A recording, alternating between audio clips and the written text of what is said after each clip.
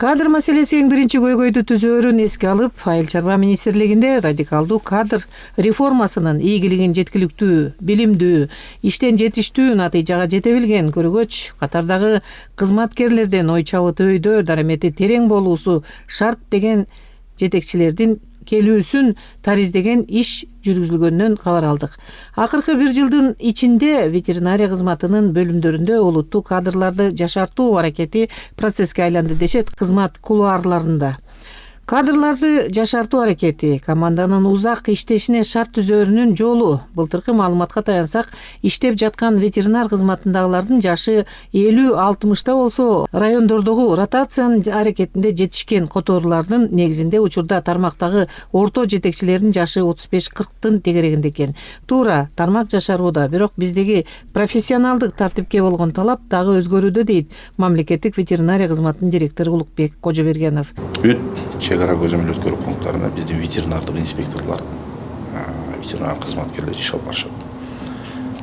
Бизге эң биринчи жылдын башында мен ошол ветеринар кызматынын жетекчиси катары ушу чегарага өзгөчө бир эме койгон, тапшырма койгондо биздин чегара көзөмөл өткөрмө пункттарына иштеген ветеринар кызматкерлерге ошол бизден экспортко чыгып атканда дагы бизден мамлекетке импорт болуп кирип аткандагы продукциялар өтө дыкат көзөмөл болушун жана ошону менен биргеликте биздин Кыргыз Республикасы мыйзамдарын так сакталышын жана ветеринар санитардык талаптарын так сакталышын ошону катуу көзөмөлгө алуу боюнча тапшырма коюп, ошону менен биргеликте биз ушу чегара өткөрмө көзөмөл пункттарында биздин инспекторлорду дагы баягы кандай иш алып бара алышат, ошолордун баардыгын баалап, ротация кыла тургандарын алмаштырып, кээ баардыгын күчтөгөнбүз. Ошондой эле ветеринария кызматынын ишмердүүлүгүн арттыруу боюнча Кыргыз Республикасынын укук бузуулар жөнүндөгү кодексине өзгөртүүлөр киргизүү тууралуу Кыргыз Республикасынын мыйзамынын долбооруна өзгөртүүлөр сунуштамасы Кыргыз Республикасынын жогорку кеңешинин биринчи кароосунан өткөнү, агрардык багытында жандануу процесси жүрүп жатканынын кабары. Учурда экспорт маселесинин негизги багыты рынокты табуу. Ошондуктан көптөгөн биздин мекендештерибиз сырткы рынокты ички рынокто көрүп алганында, өндүргөн продукциясын санитардык талапка дал келбеген жерге союп, бош базарына өткөрүп койгондой сезгени экспорт маселесинин жандануусуна бут тосконун сезбегендиги экспорттун өнүгүүсүнүн бөгөтү. Учурда чегарадагы мыйзам бузуулар аныкталып, ветеринария кызматынын инспекциялык көзөмөлү олуттуу өзгөрүүдө экенин белгилеген фактыларга токтолуп кетели. 44 мал базары республика боюнча иштеп турса, ошонун бирөө эле учурда баягы Сокулук чүйдөгү Сокулук мал базары муниципалдык макамбай. Калган 6 базар ишке кириптир. Ошонун канчасы муниципалдык макамга? Ишке берилип аткан мал базарлардын баш 90% бул муниципалдык. Жаңы бош базар салынды. Элдин баары түшүнгөнү бул азык-түлүк, тамак аш сатып ала турган базар. Эң негизги өзүнүн багыты. Азыркы жаңы салынып аткан ош базары боюнча бул Бишкек шаардык мэриясы өзү салып атат. Жана албетте бул муниципалдык мамлекеттик базар болот. Жана биз Бишкек шаардык мэриясы менен дагы сүйлөшкөндө дагы ошол биз көзөмөлдөөчү продукциялар сатылган, күнүмдүк тамак аш сатылуучу бөлүмдөрү дагы талапка жооп берген, шарты жакшы. Жана ошону менен биргеликте келген кардарларга дагы жана ошол тамак аш күнүмдүк колдонуп жаткан тамак аштар келип ошол базарга киргенге дагы талаптар сакталышы боюнча жана ошону менен биргеликте биздин ошол жерде тийиштүү лабораториялардын турулуш боюнча дагы сүйлөшүүлөр жүргүзүлгөн. Жана Бишкек шаардык мэриясы дагы ал талаптардын баардыгын колдоо менен кабыл алып жана ошонун негизинде бүгүнкү иш алып барышты. Ош базары салынып жатат. Бишкек шаарынын мэриясынын каражатынан. Демек, макамы муниципалдык болуусу шартталды го. Баардыгы ушу биздин ветеринар кызмат жана жергиликтүү бийликтер башчылары менен, акимдер менен жана ошол аткаруу да ошол айыл өкмөттөр менен биргеликте бул жасаган ишибиздин жыйынтыгы болуп атат. Биз ошону менен биргеликте ушу жакынкы дагы бир жыл, 1,5 жылдын ичинде республика боюнча ушул мал базар тармагын толук тартипке алып келип, биз талапка жооп бере тургандай жакшы элге шарты бар, жакшы бир мал базарларды түзүп беребиз деген максат менен иш алып жатабыз. Дүйнөлүк рынокко чыкканда эмнеден аксап жатабыз деген суроо ар бир агрардык сектордо алектенген өлкөнүн жаранын кызыктырат. Дүйнөлүк рынокко чыгууда 3 фактор негизделген. Бул көлөм, баа, сапат. Ушул 3 багыт сакталбаса өнүгүү болбойт дейт серепчилер. Органикалык азык-түлүктүн 200 миллион керектөөчүсү бар дүйнөлүк рынокко чыгарууда аксап жатканыбыздын себебинин бири жердин жеке менчикке берилгени менен фермерлердин өскүндүгүн өзү кесип калганында дешет. Дагы эле тармакты серептегендер. Дагы деле агрардык сектордун жандануусу билимдүү кадр системасына такалышында. Ал эми экспорттоодо болгон тоскоолдуктар буга чейин эгемендүүлүк алгандан бери топтолгон бюрократиялык системага байланыштуу болсо, андан кийин контрабанда жолу болуп саналат. Учурда Айыл чарба министри өз карамагында катталган кызматтар менен бирге белгиленген кемчиликтерди аныктап, мыйзамсыз иштерге бөгөт коюуда. Өзүн каржылоо маселеси чечилген эмес. 23 жылда ошо мамлекеттик кызмат көрсөтүүнүн административдик регламенти бекиген. Ошону менен биргеликте Кыргыз Республикасынын монополияга каршы жөнгө салуучу агенттиги менен биргеликте ошо мамлекеттик кызмат көрсөтүү прейскуранты бекиген. Жана баалар бекиген. Бүгүнкү күндө биз 31 октябрь менен октябрь айын жыйынтыктап биз ошол эсептеп чыгардык. Бул жерден биз ошо 10 айдын жыйынтыгында ошо мамлекеттик кызмат көрсөтүүдө ошо ветеринар кызмат, ветеринар кызмат алымында биздин диагностикалык ветеринар диагностикалык борбор бар. Жана мамлекеттик жана ошону менен биргеликте ветеринар дары каражаттарын каттоо жана сертификаттоо борбору бар. Жана ошону менен биргеликте мамлекеттик кызмат көрсөтүүдө жана ветеринар санитардык экспертиза жүргүзүүчү лабораториялар ишмердүүлүгү. Баардыгын бириктирип эсептегенде биз 10 айдын жыйынтыгы менен 177 миллион сом акча чөйдүк. Мындай болгон эмес болчу. Жок, 177 миллион сом акча чөйдүк. 177 миллион сомдун акчанын ошонун 106 миллион сому бул эмеге кетти. Эмгек акыга төлөндү. Где-то 18,5-19 миллион сомго жакын бул сосвон төлөндү. Жана ошону менен биргеликте 11 миллион сом бул подоходный налог төлөндү. Жана андан экономия болгон акча каражаттары бүгүнкү күндө ошо биздин райондук шаардык башкармалыктар жана диагностикалык экспертиза жүргүзүүчү ветеринар диагностикалык экспертиза борбору лаборатория чоң бизге. Андан сырткары жана ветеринар дары каражаттар каттоо жана сертификаттоо борборунун өздөрүнүн атайын эсептеринде калды. Бул акча каражаттар менен эмне кылышат? Бул акча каражаттар менен тийиштүү жана реагент диагностикумдарды сатып алышат. Ошону менен биргеликте жана күнүмдүк ручка керек болсо дагы ошонун баардыгын биз бюджеттен карап отурганбыз. Азыр бүгүнкү күндө ошо биздин шаардык, райондук башкармалыктарыбыз ошо экономия болгон акчадан күнүмдүк жумушка керек болчу нерселер баардыгын ошонун эсебинен бүгүнкү күндө каржылап жаап атышат. Албетте, токтоло кетчү жагдай Кыргызстанда коркунучтуу мал ооруларына каршы көрүлгөн иш-чаралар, эпизоотикалык абалдын көзөмөлү, акыркы кооптуу абал социалдык тармакка чыккан маалыматтан 500дөн ашык Сибирь жарасынын очоктору табылганы жөнүндө маалыматтын чын төгүнү. Сибирь жарасынын очокторун баягы 1000ден ашык деп айтканыбыздын себеби арасында такталбагандар да көп. Анткени бул Сибирь жарасынын жана козгогучтары бул топуракта 100 жылга чейин жашайт. Муну ошондуктан биз баягы жаз, күз ошо Сибирь жарасына каршы эмдеп атканыбыз жана ошону менен биргеликте бунун үстүндө тынымсыз баягы иш жүргүзүлүп келген себеби да бирден бир себеп ошондон.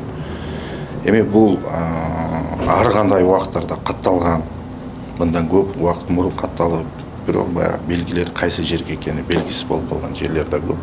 Бирок ал боюнча дагы азыр тактоо иштери тынымсыз жүргүзүлүп турат. Жана биздин атайын ушу борбордук аппараттан дагы жумушчу топ түзүлгөн. Бул боюнча ай сайын ар бир областка чыгышып, ар бир ай сайын ошол жерде кыдырып 10-15 күндөп жүрүшүп, ошол областтын территориясын кыдырып, кайсы жерде болсо шектелген жер болсо, жол болсо баягы ушул жерде болушу мүмкүн деген кээ бир жерлерден ошол жерден топурактан үлгүлөрдү алып лабораторияларга тапшырып, эгерде ошол лабораториянын жыйынтыктары аныкталып калган учурларда биз жана жогоруда айтып өткөндөй ошо Сибирь жарасына каршы инструкцияга ылайык иш-чараларды жүргүзүп, жана королоо жана бетондоо иштери ошондой жүргүзүлүп келе жатат. Ал эми көптөгөн жеке менчик ветеринардык аптекаларда көп мыйзам бузуулар тийиштүү органдар тарабынан тастыкталып, республиканын өткөн жылынын 14-декабрында ачыкка чыккан. Москва, Бакай Ата, Кочкор райондорунун жеке менчик аптекаларында вакциналарды даярдап сатуу фактылары далилденген. Вакцинация чарасы мамлекеттин каржылоосу аркылуу өткөрүлөрү республикалык бюджеттен 45,6 миллион сом бөлүнгөнүн Каржы министрлигинин маалыматында белгиленген. Ветеринардык аптекалар, ветеринардык дары-дармек саткан аптекалардын жумушу боюнча айта кетсек, бизде республика боюнча 246 ветеринардык дары-дармек саткан жана ошол менен алектенген аптекаларыбыз бар. Бүгүнкү күндө биз ал жерге баягы аптекаларды ортодон лицензирование деп коебуз. Ошол ортодо жокко чыгып лицензирование болбой калган. Биз азыр ошо лицензированияны кайра киргиздик. Лицензированияны кайра киргизип, ал жерде биз талаптарды койдук, жана киргиздик.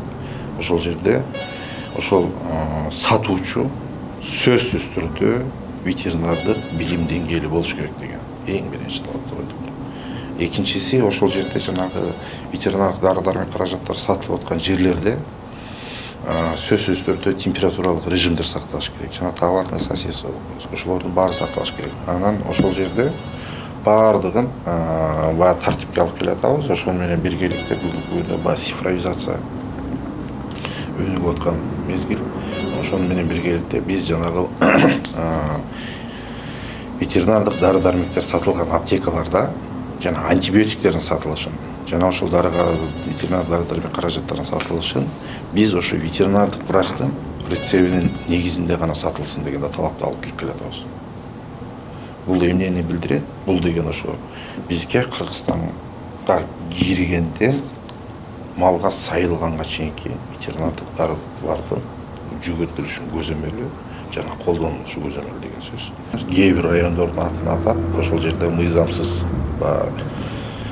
ветеринардык дары каражаттарынын жүгүртүлүшү, сатылышы боюнча ал боюнча укук коргоо органдары убагында иштерди жүргүзүшкөн.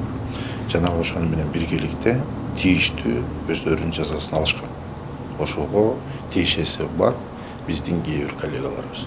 Союз маалын эске алсак, эч кандай милициянын коштоосу жок эле санитардык жана ветеринардык кызматтар тийиштүү жайларды күнү-түнү текшерүүгө шарт түзүлүп, малдан жуккан оорулар жокко чыгарылгандыгын угуп келебиз. Бизде болсо лабораториялардын саны жүздөп саналат. Ошол учурда иштеп аткан эт комбинаттары, колбаса чыгарчу комбинаттар, этти кайра иштетүүчү комбинаттар, тамак ашты даярдачу жайлар, ошонун баары тең жанагы санитардык врачтар менен ветеринарлар 24/7 деген шартта иштешчү. Аларга милициянын аркасынан коштоосунун кереги жок болчу. Ошондой күчтүү мыйзам иштеп аткан. Биз бул жерде ошо ветеринария кызматын өнүктүрүү стратегиясы 24-28 деп бекиткенде, ошонун ичинде баардык керектүү жана мындан ары карай да ветеринар кызматтын өнүгүүсүнө кандай иш-чаралар жүргүзүлүшү керектигин баардыгын көргөзгөнбүз. Аны менен биргеликте жанагындай тартиптерди жана ошону менен бирге сиз жогоруда айтып өттүңүз, жана милиция кызматкерлеринин коштоосу жок. Булардын укугу ошондой болчу да. Биз ошону азыр бузуулар кодексине жаңы статьяларды киргизип, ошону менен алып келатабыз. Ал бузуулар кодексин биз жогорку кеңештин биринчи окуусунан өттү.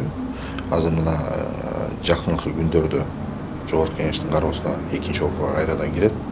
Ал боюнча биз ошол жерде жанагы сиз экөөбүз жанатан бери сүйлөшүп отурган ветеринардык талаптардын бузулуусу жана ветеринардык мыйзамдардын бузулуусу боюнча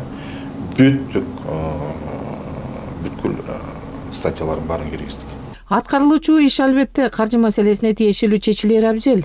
Көрсөтүүбүздүн аягында айта кетчү сөз 2022-2023 жылдары экспорт маселеси стагнацияга кабылганын фактылар менен тастыктап, Кыргыз өкмөтү зор иштерди аткарганын айта кетүү зарылчылыгы туулду. Өлкө эгемен алган жылдары Айыл чарба министрлигинин таланып ат эле калганын сөз менен эмес, иштөө дареметинин солгундагандыгынан көрүп келет коомчулук. Акыркы 2023 жылынан баштап айыл чарба тармагында жүргүзүлгөн реформанын негизинде Айыл чарба министрлигинин статусу өзгөрүлүп, тармакта жандануу байкалат.